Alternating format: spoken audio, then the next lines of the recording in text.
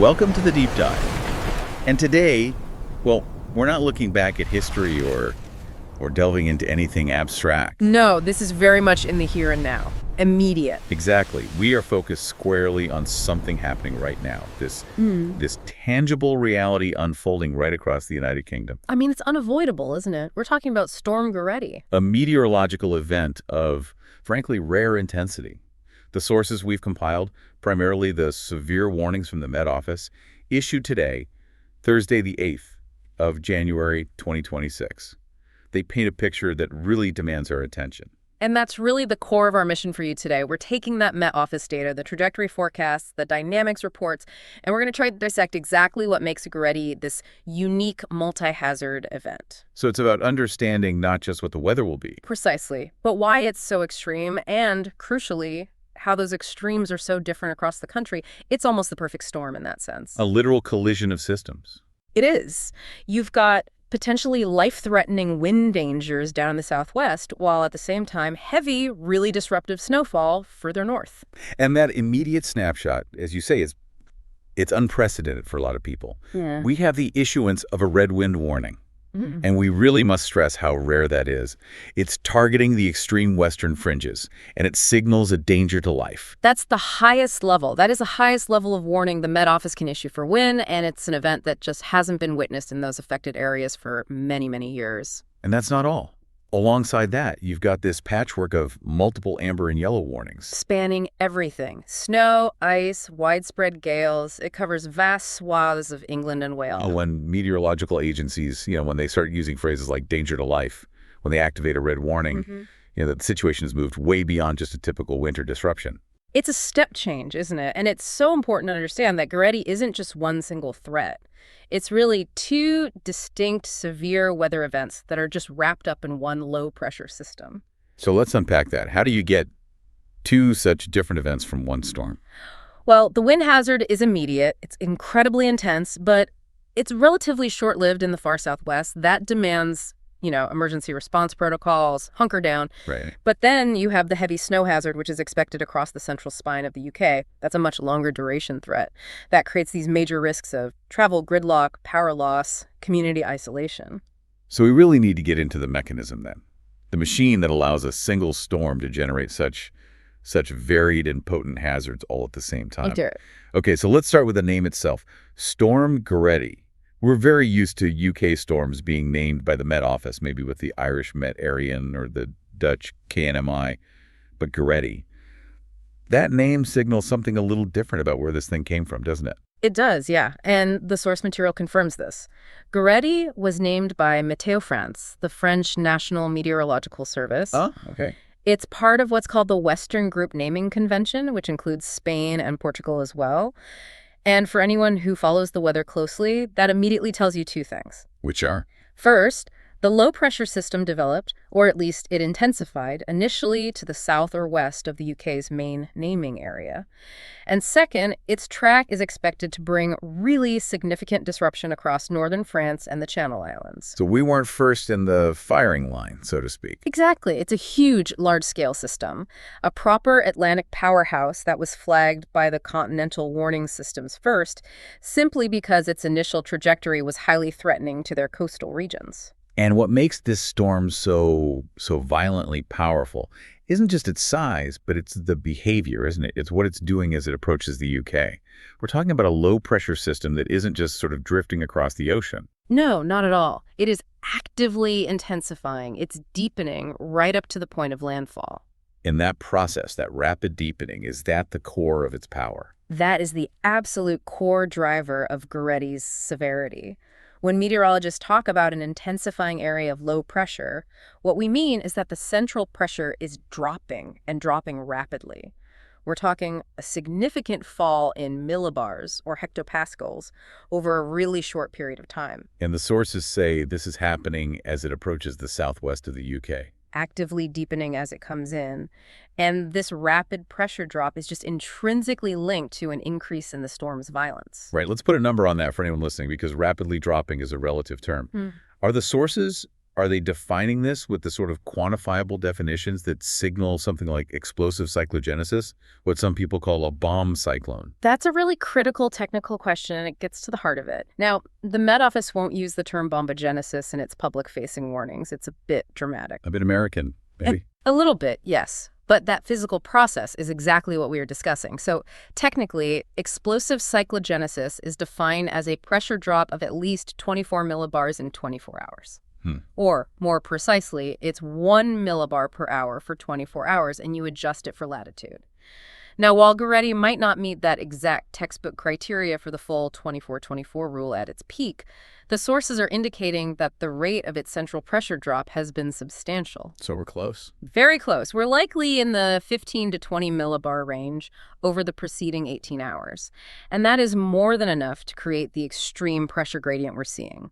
That process effectively just sucks the air violently towards the center. And if we were to try and visualize what that looks like, that rapid pressure drop, that translates directly into what we see on the weather charts with the isobars. Precisely. If you look at any pressure chart for tonight, you'll see a massive concentration of isobars. Those lines that connect points of equal atmospheric pressure, all crowded around the low pressure center. The tighter they are, the worse it is. The tighter they're packed together, the steeper that pressure gradient becomes. A good analogy is a topographical map. Tightly packed contour lines mean you've got a very steep hill. In the atmosphere, a steep pressure gradient means the air has to rush incredibly fast to try and equalize that massive pressure difference. And the source material highlights that this tightening of the isobars is particularly dangerous on one specific side of the low. It's not symmetrical. No, it's not uniform at all. The maximum wind shear is on a specific flank. So the low pressure center itself arrives directly into the southwest of England. But the massive concentration of those tightened isobars is expected predominantly on the western and southern flank of that low as it tracks rapidly northeastwards. So as it's passing, the danger's on the backside of it. That western flank is where the air is rushing into that lowest pressure area most violently. And critically, that's where the highest friction exists over the land. This is the whole meteorological justification for placing that severe red warning, specifically over Cornwall and the Isles of Scilly. The pressure gradient on that trailing side is essentially a meteorological wall. So the deepening low itself is potent enough. But the sources are also implying that the jet stream is playing a role here. It's acting like an engine, sort of turbocharging this low's intensity. Is there any disagreement in the sources about how much of Goretti's violence is down to the jet stream? That's a sophisticated question. Most mid-latitude storms need some jet stream support, but the degree of support is the key here, and the sources are all in agreement. The jet stream, that ribbon of fast-moving air high up in the atmosphere, is playing a crucial active role in spinning up the low. So it's not just steering it, it's actively feeding it. It's not passive support at all. It is an active process, and it's driven by something called divergence aloft. Okay, could you elaborate on divergence? Because that's a concept that really separates a deep dive like this from just a basic weather summary. Certainly. So imagine the jet stream flowing across the top of our developing storm. When the air in that jet stream accelerates and spreads out on the eastern side of a trough in the jet, that's what we call divergence. It effectively creates a vacuum high up in the atmosphere. Okay, I'm with you. And this divergence, this vacuum, it pulls air upwards from the surface low beneath it. So by removing mass from the top of the column of air, the surface pressure has to drop even further. And that intensifies the low below. The stronger the jet, the more intense the storm. The stronger the jet stream and the more perfectly aligned that low pressure is with the area of maximum divergence, the more violently the storm can deepen. Goretti's intensity and its rapid forward speed, the sources mentioned it's moving quite briskly, both of those are hallmarks of a system being efficiently energized and steered by a powerful jet stream positioned just perfectly over the North Atlantic. It's providing that high-altitude energy transfer needed for this explosive deepening. And here is where the complexity just increases dramatically. This is where we go from being a high wind event to a true multi-hazard system. It's this clash of air masses. The fact that this Atlantic system isn't moving into neutral conditions. No, it's moving into an entrenched pool of cold air, and this is the critical juncture. This is why Goretti gets that multi-hazard label.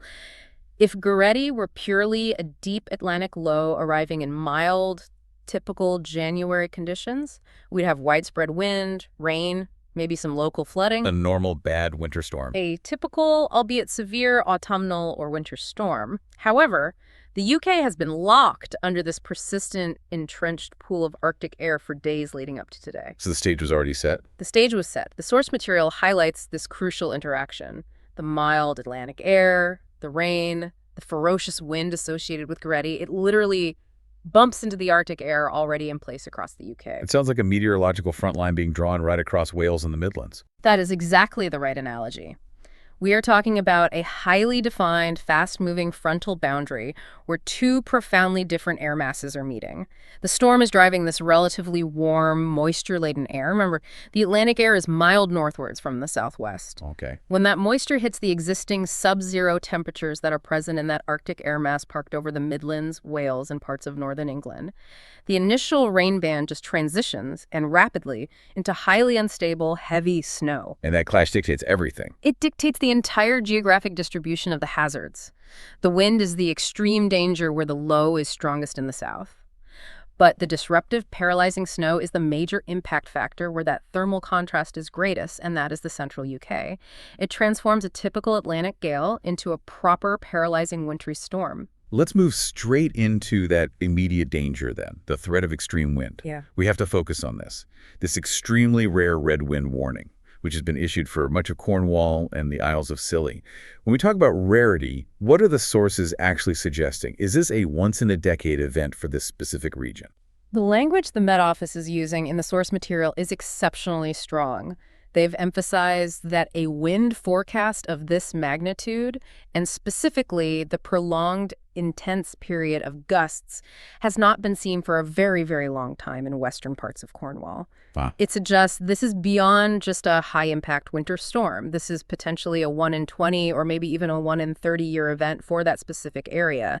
This is not a typical high-wind event. It's historically intense for the region's infrastructure, which, it's just not built to withstand such extreme, sustained ferocity. Can you just walk us through the specifics, the timing, the forecast speeds? Because the window for this is brief, but it sounds terrifyingly powerful. The specifics demand absolute adherence to safety protocols. There's no room for maneuver here.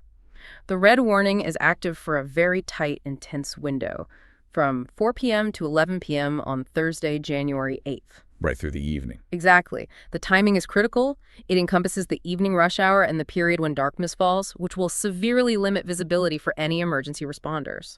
Within that 7-hour window, the forecast is for extreme, sustained wind gusts to reach 80 to 100 miles per hour. 100 miles per hour. 100 miles per hour. To provide some context for you, the Saffir-Simpson scale, which is used for hurricanes, defines a Category 1 storm as having winds beginning at 74 miles per hour. Goretti is delivering Category 1 equivalent gusts across exposed coastal areas of the UK. When speeds hit 100 miles per hour, we're so far beyond typical infrastructure tolerance. We're talking about catastrophic potential that genuinely warrants that danger to life tag. What is the detailed, specific list of potential impacts that justifies that extreme label? The impacts listed in the source documents they're comprehensive and they're severe. We're looking at widespread, significant damage to property and vital infrastructure. Such as? Okay, so first, the potential for extensive power cuts is very high, and these outages are expected to be prolonged. Repair crews cannot safely operate in winds above 60 miles per hour, so some areas could be without power for 24 hours or even more. Right. And communication. Second, risks of interruptions to mobile phone and broadband services. That severely hinders emergency and communication capabilities, which is especially critical given the potential for isolation. And then there's the physical dangers, the debris. The physical dangers, yes. Significant structural damage to buildings is anticipated, particularly vulnerable structures, temporary buildings, scaffolding, older properties. But the immediate core threat to human life comes from flying debris. At 100 miles per hour, everyday objects become lethal projectiles. Roof tiles, fence panels. Roof tiles, fence panels, tree branches, even garden furniture. And then you've got the coastal element. Large, aggressive waves, extremely dangerous conditions around coasts. That means the risk of overtopping sea defenses, flooding coastal roads, and just the highly dangerous combination of high winds and high seas for anyone even remotely near the water's edge. So the message is clear. The overriding message from the sources is absolutely clear. This is a situation where debris is flying at speeds that can kill. And that brings us to the core advice, which is typically stay home. But there is a crucial specific safety point. contained within the source material about the physics of this low-pressure system. It's the danger of the lull. Yes. The deceptive period of calm that could tragically lead people into immense danger. This is, and I can't stress this enough, this is perhaps the single most important safety detail for anyone in that red warning area and extending into parts of Devon. Because Storm Goretti is such an intense, rapidly deepening low, its structure mimics, in some ways, a smaller, less defined version of a tropical cyclone. It has a core area of extremely low pressure. The eye of the storm, almost. Almost, yes. If the very center of the low tracks directly through parts of Cornwall or Devon, the sources explicitly warn that the pressure gradient temporarily collapses. The winds will fall suddenly and dramatically to light or moderate speeds. It will feel as if the storm has passed entirely. And that psychological calm is the trap. It gives this illusion of safety. Precisely. People might think, oh, the worst is over. I can just pop out and check the fence or secure that loose roof sheeting. But immediately after that low pressure center passes, the air pressure begins to rise dramatically on the storm's trailing edge. And that's when it hits. That causes a wind direction to flip 180 degrees, and the winds on the back, or the western side of the storm, the area where those tightly packed isobars are all concentrated, they whip up violently and rapidly. The source explicitly warns that this escalation is terrifyingly fast. How fast? Winds can surge from a relatively calm 30-mile-per-hour gust to 80 or even 100 mile-per-hour in the space of half an hour to an hour. That is an astonishing acceleration. 30 miles per hour to 160 minutes. It's an incredible display of atmospheric power.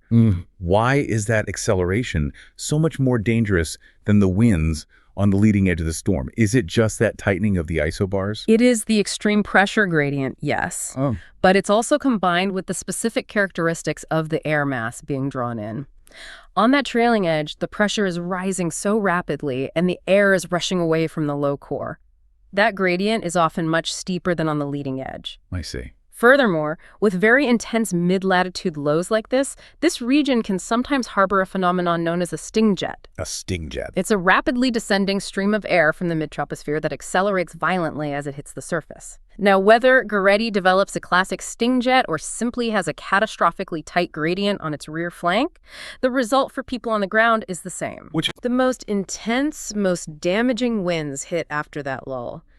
Anyone listening must treat any sudden drop in wind speed as a temporary truce, not the end of the battle. You have to wait many hours for the danger to fully pass. That detail about the lull and the subsequent rapid flip is it's absolutely critical. Now, beyond that red zone, the wind threat does remain highly significant across a much wider area. It does indeed. We have the broader yellow wind warning area that covers coastal counties of England, extending into the southwest and southwestern parts of Wales, so areas like Pembrokeshire and across the Bristol Channel. And we're not expecting the full 100-mile-per-hour gusts here, but...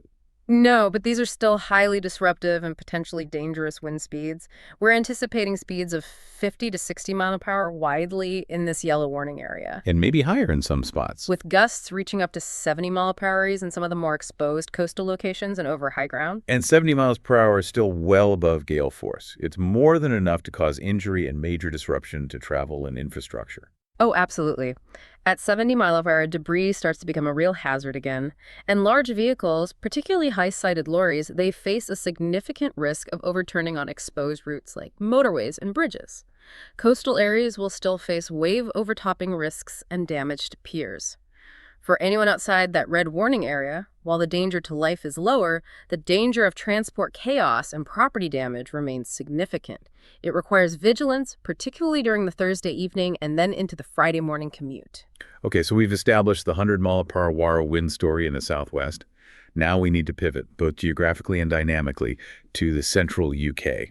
This is where the hazard completely transforms from extreme wind to highly disruptive heavy snow. And it's all driven by that collision of air masses we talked about. That's right. So how does the intensity Goretti's wind in the south relate to the snow risk in the Midlands? It's a beautifully destructive feedback loop, really. The intensity of Goretti, the sheer speed at which it's driving that mild, moisture-laden Atlantic air northwards, is what ensures a substantial amount of precipitation hits that pre-existing Arctic air mass across England and Wales. So the mild air is really confined to the south. It's confined to the lowest elevations in the far south, mainly coastal areas. Further north, the air is cold enough. The key mechanism here is the rapid cooling of the atmosphere through precipitation itself. It's a process we call wet bulb cooling. Right, red bulb cooling. It's something we often hear referenced in these high-impact snow forecasts. Could you just demystify that a little for us? Certainly. So when the initial precipitation starts as rain, it falls through that cold air mass. Because the air is dry and it's below freezing, the rain evaporates rapidly. That process of evaporation consumes heat from the surrounding air. Okay, so it's cooling the air as it falls. Exactly. This cooling effect, evaporative cooling, it lowers the ambient temperature towards what's called the wet bulb temperature. Now, if the upper layers of the atmosphere are cold enough to begin with, this continuous evaporation and cooling means the whole air column will eventually drop to 0 degrees Celsius, freezing, all the way down to the surface. And that allows the rain band to transition very quickly into heavy, sustained snow. And the source material says this transition will be swift and dramatic. Very much so. Across the Midlands and Wales, it will happen quite suddenly. Let's summarize the risk zones then, because the difference between an amber and a yellow warning really dictates where the most critical disruption is going to be. Okay, so we have 2 primary levels of snow warning in force.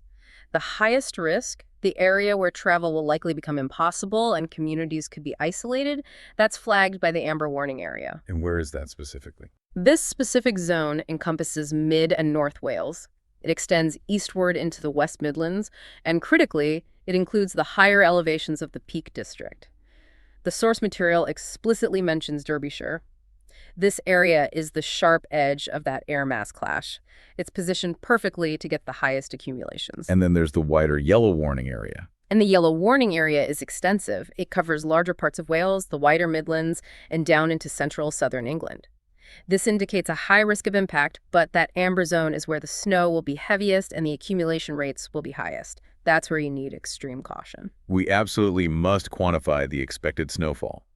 The totals for this 12-hour period are genuinely paralyzing for the areas affected. They are substantial, yes. If we focus on the 12-hour totals that are projected up to Friday morning, the Met Office sources indicate widespread amounts of 5 to 15 centimeters across those amber warning areas. And 5 to 15 centimeters is more than enough to cause chaos. Oh, it's enough to halt significant portions of the road and rail network, especially in areas that are unaccustomed to such volumes falling so quickly. But the peak amounts? Yeah. The peak amounts are what really catch the eye. We're talking up to 30 centimeters. Yes. And those peak amounts are focused intensely on higher terrain, where the air is naturally colder and the uplift from the hills enhances the precipitation rate. We are looking at up to 30 centimeters over higher parts of Mid and North Wales. We're thinking places like the A470, the major upland routes. Exactly. And also the northern parts of the Midlands and the Peak District.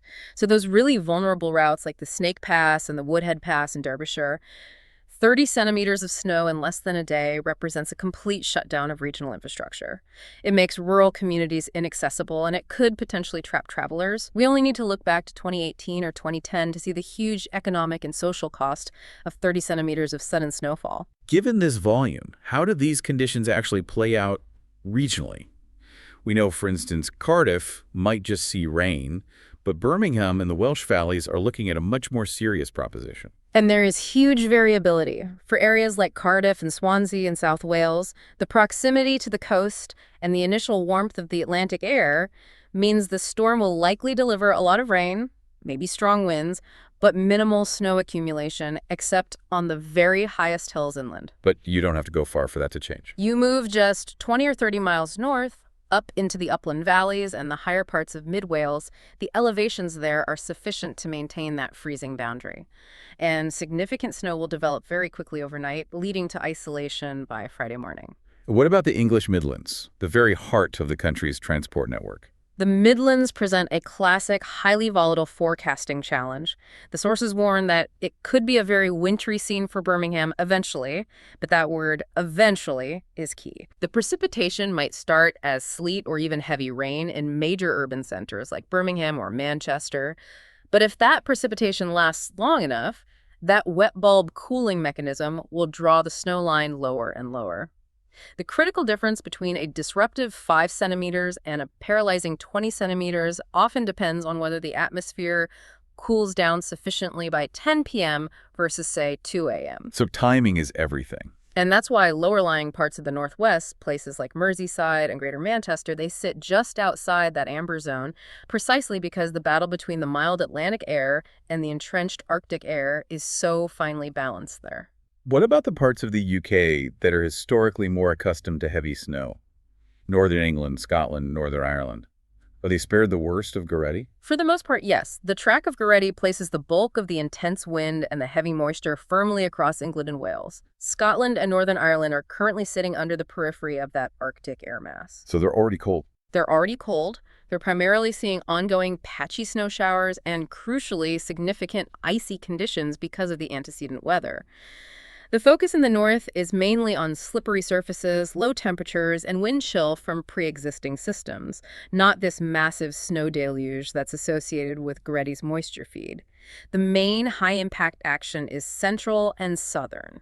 And that brings us back to what seems to be the biggest challenge with this forecast, the hyperlocal variability. If I'm sitting in a yellow warning area, how likely is it I'm actually going to see 10 or 15 centimeters of snow? You've hit on the absolute essence of the difficulty. The sources really stress that snow cover will be highly variable and patchy across the southern half of the UK, even within the official warning boundaries. The warning is for the risk of impact. It means the potential for life-disrupting snow is there. But it's not a guarantee. It's not a guarantee for every single spot. The precise location of that rain-snow transition line is incredibly sensitive to minor variations in temperature. Give us an analogy to sort of grasp that sensitivity. Okay, think of it like this. The entire atmosphere over the Midlands is currently hovering just a hair's breadth above freezing. That boundary is so finely balanced that the cooling effect of the precipitation itself, combined with tiny geographical features like a slight rise in elevation, will dictate the outcome. So a hill can make all the difference. The difference between 2 centimeters and 20 centimeters of accumulation might come down to just a few dozen meters of elevation, or whether the storm system lingered over a certain area for an extra hour. The urban heat island effect might keep central Birmingham as heavy rain, while suburbs 5 miles out that are just 50 meters higher get 10 centimeters of snow. And this extreme sensitivity is why the advice is always to check local hour-by-hour updates. Because that line can shift, and shift quickly. It sounds like a complete forecaster's nightmare, trying to draw those precise boundaries on a map. It is a profound challenge because a 50-kilometer shift in the trajectory of Goretti Center could move the entire amber snow zone. The warnings are issued based on the worst-case potential accumulation, but the reality on the ground will be hyperlocal and incredibly variable. So Storm Goretti's immediate peak passes overnight, Thursday into Friday, January 9th. Now, while the worst of those extreme winds in the red warning area should have passed by dawn, the aftermath and the residual impacts are really going to dominate Friday. What does the day look like as the low pressure begins to pull away? Friday, January 9th is very much a day of cleanup and residual risk. Down in the southwest, while the extreme red warning winds will be easing, strong gales will still be in force. Coastal dangers will remain very high due to the residual large waves and the high water levels stirred up by the night's intensity. And further north. Further east and north, the focus is entirely on the snow aftermath. We'll see ongoing heavy snow through the morning across central and eastern areas, so Wales and the Midlands, which will eventually transition back to rain in the far east later in the day as that Atlantic air finally tries to edge in. So the start of the working day is characterized by pretty significant transport disruption, particularly in the Midlands where the heaviest snow has fallen. Oh, absolutely. Transportation chaos is guaranteed wherever those 15 to 30 centimeter totals have materialized. And furthermore, despite some sunny spells developing in the west as Goretti clears out, the overall feeling across the country will be bitterly cold. Why is that? It's due to a significant wind chill factor. Temperatures will be feeling several degrees below zero, particularly in any of the persistent gusts. And we absolutely cannot overlook the risk that follows the precipitation, which is the ice risk. That is a massive component of the Friday morning hazard. Wherever that heavy rain or snow fell, as temperatures drop again overnight and after the precipitation clears, the surfaces will become instantly treacherous. This widespread risk of black ice overnight into Friday morning is a major safety concern for pedestrians and for any early morning travelers. And it reminds us that the health warnings remain in place. It's a reminder that the cold health alerts, which signal increased health risks for vulnerable populations, they remain active across all of England until at least the weekend, around the 9th or 11th of January.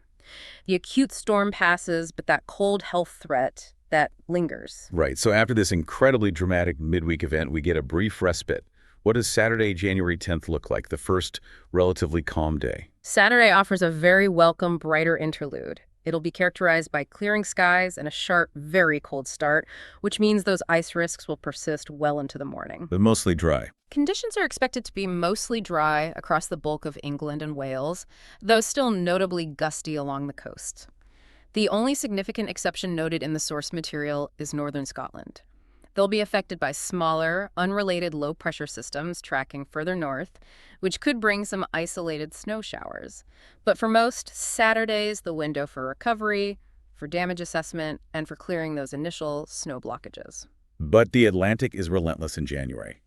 The source material suggests this brief reprieve ends very quickly, and the battle between the retreating Arctic air and the incoming mild air just resumes on Sunday. That's precisely what the medium-range models are showing. By Sunday, January 11th, we see a renewed, organized, wet and windy spell pushing eastward as new Atlantic frontal systems arrive. This is the Atlantic air mass making a much more concerted push to moderate the temperatures. So more rain. Rain will be predominant across the south of the UK, but the crucial uncertainty lies further north. Hill snow is highly likely in the north of England and Scotland as this new moisture arrives. And this leads us to the crucial uncertainty that's forecast for the start of the next working week, on Monday the 12th. The uncertainty is paramount here. The incoming mild Atlantic air is going to clash with the lingering, stubborn pools of Arctic cold air that Goretti didn't fully dislodge. The remnants? The remnants of the air mass that caused the heavy snow event in the first place. And where those two air masses meet, the transition line between rain and disruptive snow will be volatile and highly susceptible to very small changes in temperature or wind direction. And this sounds like a moment where the various global weather models, the GFS, the ECMWF, they might be showing different scenarios for next week. Are there specific model disagreements that are causing this forecast headache? Oh, absolutely. This is where the deep dive into forecasting challenges becomes really relevant. At this range, so 3 to 5 days out, the models often disagree on the precise timing of the milder air's full sweep. For example? Well, for instance, the European model, the ECMWF, it might initially forecast the milder air arriving slightly faster, pushing that snow risk further north and limiting the accumulation to just the higher ground by Monday morning. And the American model? Conversely, the American model, the GFS, it might hold that Arctic air mass in place for longer, particularly over high ground and eastern exposures, and that would result in a prolonged risk of disruptive snow across broader central and western areas on Monday, before the mild air fully wins out. So forecasters are essentially hedging their bets. They're hedging their bets against which model resolves this crucial air mass boundary most accurately. And that disagreement is the very root of the lingering uncertainty noted in the sources. Looking ahead then to the midweek picture, from Monday the 12th onwards, what is the overall trajectory for the weather pattern? Is it getting milder? The general dominant trend is toward moderation and turning milder, which will be a relief after the extremes of Goretti. Temperatures are expected to climb, pushing closer to the seasonal averages, so roughly 7 to 10 degrees Celsius in the south and 4 to 7 in the north. This overall pattern shift indicates the Atlantic is winning the long game against the Arctic air. But there's a big caveat. There is a significant, crucial caveat tied to the regional risk. The persistence of the risk, even in that milder air. Exactly. Even as the bulk of the country warms up, models suggest an ongoing risk of disruptive snow early in the week. This is particularly the case in western and upland areas, especially the Pennines, the Welsh Hills, the Scottish borders. Why there specifically? It's where weather fronts interact with any remaining stubborn pockets of cold air that get trapped in valleys and high elevations. It's a phenomenon we sometimes call cold air damming. This orographic lift forces the incoming moisture to condense in the last remaining cold pools.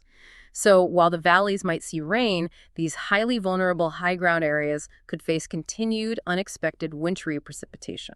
So we could still need warnings well into the middle of January. I think so, yes, before the overall pattern finally stabilizes fully to rain later in the week. The prolonged activity of those cold health alerts is a clear indicator of this slow, complex moderation process. It's clear that while the physical presence of Goretti might be brief, the atmospheric dynamics it set in motion, this radical confrontation between air masses, is going to keep the hazard risk high and the forecast difficult for the entire week following the storm. The persistence of that Arctic air, despite the Atlantic's best efforts to scour it out, That is the defining factor of the medium-range outlook. It prevents a swift, clean return to normal winter conditions. This has been an incredibly detailed deep dive into what is an exceptional weather event. If we're summarizing the key takeaways for you, Storm Goretti was defined by the simultaneous activation of two distinct extreme hazards. First, that historically rare red warning for 80 to 100-mile-per-hour wind gusts in the southwest, which was directly linked to the rapid deepening of the low on its western flank. A clear danger-to-life scenario. And second, the immediate volatile clash with the entrenched Arctic air mass, which triggered that swift phase change from rain to potentially 30 centimeters of highly disruptive, isolating snow across central areas like Mid and North Wales and the Peak District. This storm was a textbook demonstration, really, of the destructive power locked within air mass interactions over the British Isles, all amplified by the efficiency of the jet stream. It also highlighted some absolutely essential safety details, particularly the physical danger of that wind lull in Cornwall, a phenomenon where a moment of calm is merely the prelude to the storm's most violent phase. And the high sensitivity and variability of that snow-rain line across the Midlands. So why, even now that we know the mechanisms, is continuous adherence to local warnings so vital in a situation like this? Because the sheer power contained within Goretti, driven by the deepening low and the jet stream, it means conditions change faster than people can anticipate. With the snow, the difference between a manageable dusting and a catastrophic shutdown is determined by tiny elevation differences and atmospheric cooling effects that can only be captured accurately by... Well, it raises a really important provocative thought. How long, truly, will those stubborn, entrenched pockets of Arctic air resist the change? Even if the weather models win the short-term battle and bring the general trend milder, the sheer resistance demonstrated by the cold air, its ability to linger and trigger disruptive snow when new fronts interact with it, suggests that the UK may be prone to sudden, severe, and highly localized wintry events well beyond the immediate passing of Goretti. So this might not be the last we see of this kind of battle. It demonstrates the fundamental, ongoing dynamic tension that defines UK winter volatility. This massive storm was just the first, most violent skirmish in what could be a protracted seasonal struggle. Something for you to keep observing as the weeks progress, even once the immediate warnings have faded. Stay safe and stay informed.